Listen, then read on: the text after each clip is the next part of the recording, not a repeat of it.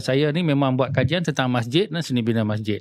Kalau saya kata bahawa masjid-masjid yang kita ada ni, kebanyakan yang ada kubah dengan menara dan sebagainya, saya kata semua masjid-masjid ini adalah tidak mempunyai nilai-nilai Islam. Apa orang nak kata? Jadi di sini saya telah buat kajian tentang pembaziran, apa yang Rasulullah SAW tak suka. Jadi kalau kita buat menara tu untuk apa? Untuk azan. Mana ada orang kata apa keperluan untuk menara sebesar-besar atau setinggi-tinggi. Tak perlu satu tapi 4 pun ada. Ada masjid yang ada 4. UTM di Johor ada 6 menara. Wow.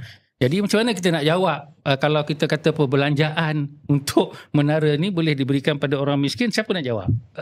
Rasulullah pernah berkata bahawa kalau kita ambil air semayang daripada sungai yang deras pun kita kena berjimat. Jadi macam mana kita nak orang kata apa justify menara, 1 menara atau 4 menara ataupun 6 menara yang mana clearly benda tu tak ada fungsi langsung.